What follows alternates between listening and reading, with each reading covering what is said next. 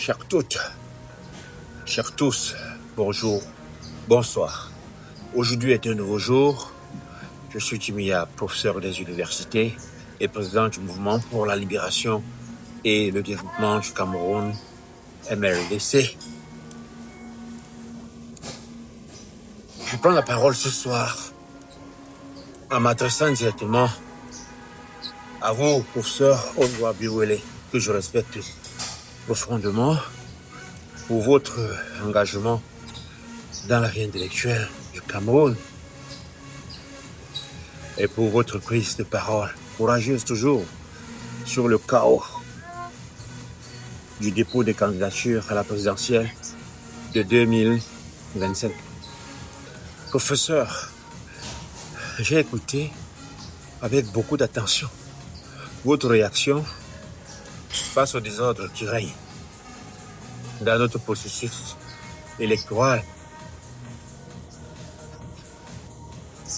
Vous avez dénoncé avec justesse l'irrespect des normes, la banalisation de l'illégalité et la faillite d'une gouvernance incapable d'imposer la rigueur. Et comme vous, j'ai du mal et j'ai mal pour le Cameroun.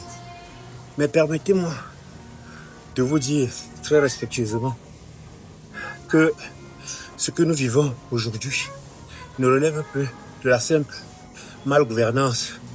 Ce que nous vivons est la conséquence directe d'un système à l'agonie.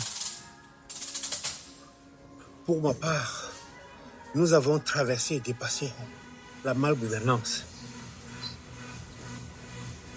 La gouvernance, cher professeur, c'est la manière, et d'ailleurs vous êtes la spécialiste réputée du Cameroun, c'est la manière dont on gère les affaires publiques à l'intérieur d'un cadre bien donné et bien précis.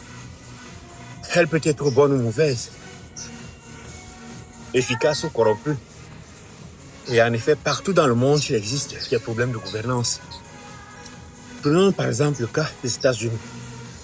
La dette étudiante, même ici en Angleterre, est un scandale de gouvernance. En Afrique du Sud, la corruption sous Jacob Zuma a mis mal les institutions sud-africaines. En France, les conflits sociaux montrent des arbitrages injustes en matière de redistribution. Mais dans ces pays, le système fonctionne encore. Quand un ministre faillit, il est limogé, par exemple. Quand une règle est violée, la justice intervient. Quand un président abuse, il est battu ou destitué. Le système reste vivant et fonctionnel. Chez nous au Cameroun,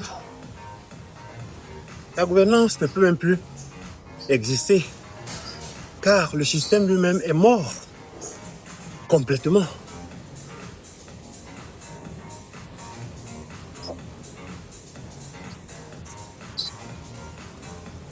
Quand une institution comme ILECA accepte un dossier de candidature qui ne respecte pas l'âge,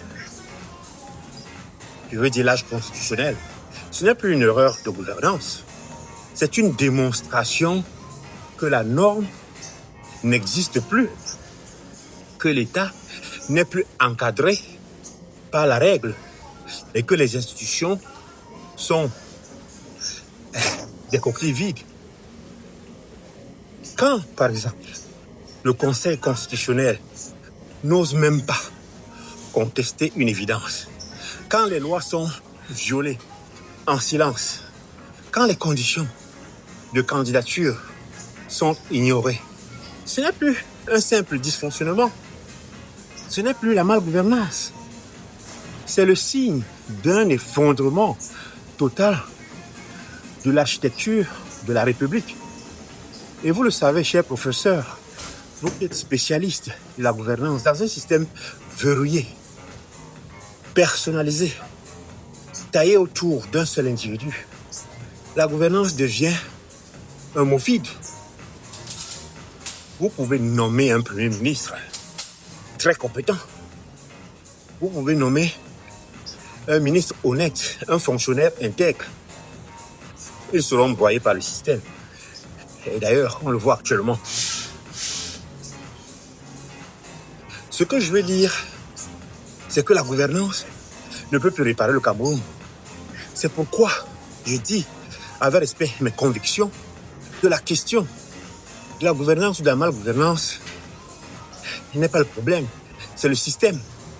Et ce système doit être démonté, remplacé, détruit, à la limite, brûlé. Ce que, par exemple, nous proposons au MLDC, c'est une refondation complète. Un État développementaliste, communautaire, un nouveau contrat social. Donc, tout parti politique qui nous propose pas une refondation de nos institutions ne peut pas fonctionner.